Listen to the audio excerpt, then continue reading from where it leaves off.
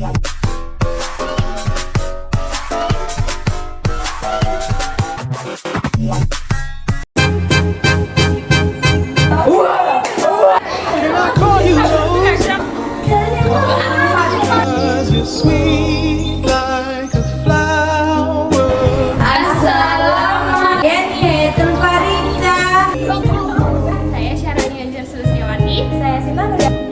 I call you Rose?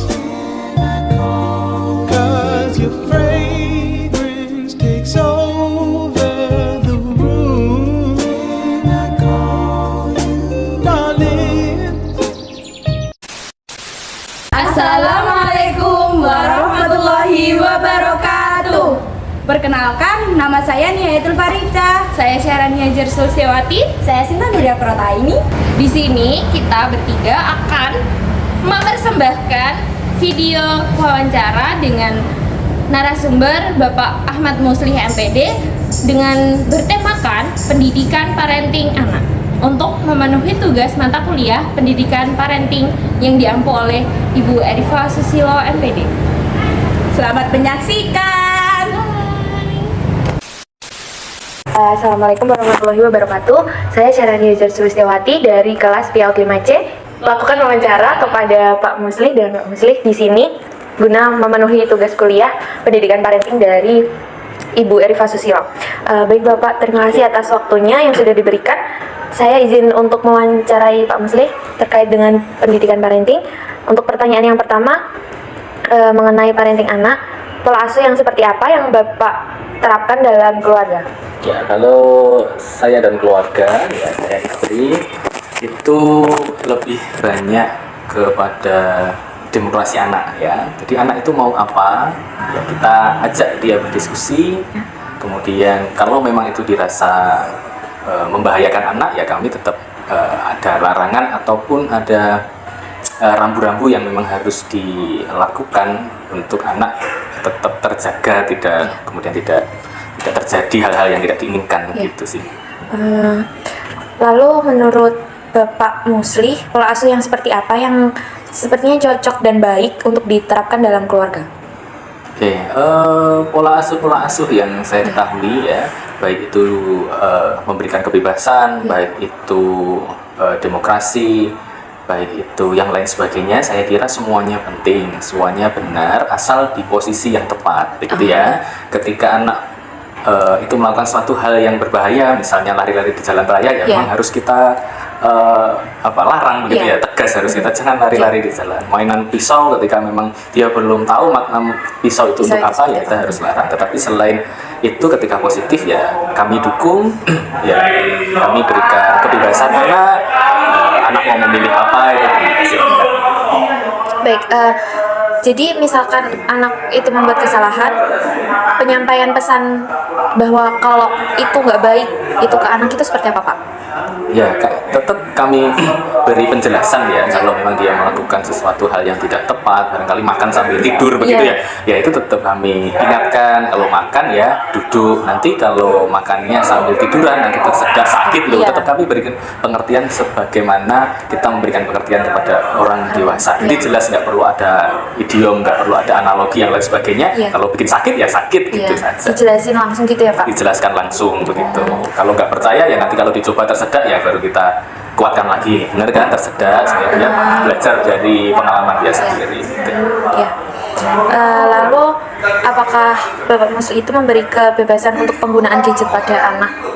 Selama ini di anak saya yang usia 3 tahun, kami berkomitmen sehari itu pasti ada kegiatan penggunaan gadget, walaupun hanya 1 jam, 1,5 jam, nggak lama begitu ya, hanya di jam-jam tertentu saja, dan itu konsisten biasanya di malam ya karena sudah capek semuanya, sebelum istirahat begitu ya, setelah main begitu ya, biasanya anak minta sudah ada internet belum, ya, sudah nanti di alarm 1 jam ke depan kalau sudah bunyi sudah ya, jadi anak sudah tahu ketika nanti HP-nya sudah bunyi ya sudah selesai gitu ya, hanya untuk dia menambah wawasan saja seputar pengetahuan yang mungkin orang tua tidak bisa menunjukkan secara langsung, barangkali dia lihat hewan-hewan binatang, nah itu kan saya tidak bisa setiap saat memberikan pengetahuan Iya. tentang itu. Walaupun ada buku, tetapi mungkin gadget secara visual, secara audiovisualnya, videonya mungkin bagus gitu.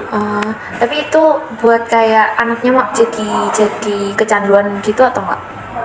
Selama ini masalah kecanduan tidak, hanya dia tahu waktu bahwa ketika sudah malam begitu ya, di jam Iya. berapa, jam 7 atau jam 8 setelah kegiatan main, ngaji dan seterusnya, Iya. dia pasti tanya sudah ada internetnya belum gitu.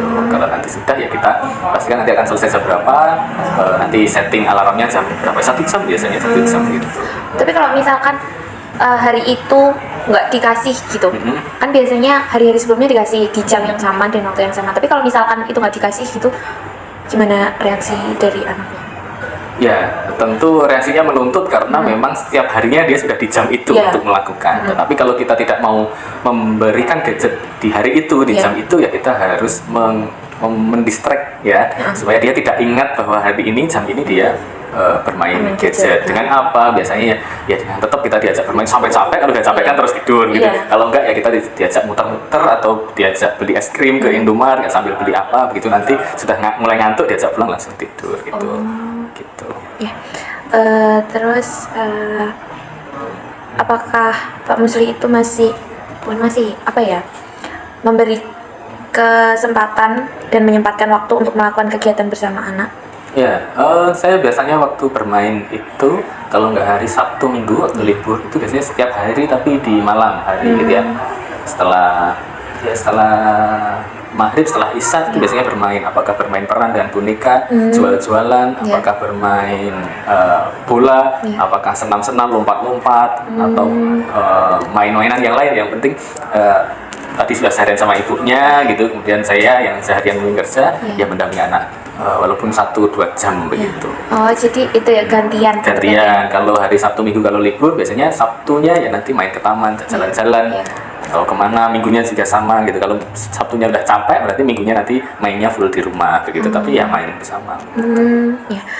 Lalu apakah bagaimana cara Pak Musli untuk mendukung minat bakat anak? Misalkan Pak Musli itu udah melihat ada sebuah minat atau bakat dari anak Pak Musli, itu gimana Ya, caranya? jadinya sebagai orang tua itu pasti mendukung ya, Iya. apa minat bakat anak gitu ya. Secara naluriah tetap kami akan memfasilitasi selagi itu positif ya. Karena tidak hanya sekolah ya, tidak dia sekolah, tetapi dia nanti maunya ke arah mana kita fasilitasi saja.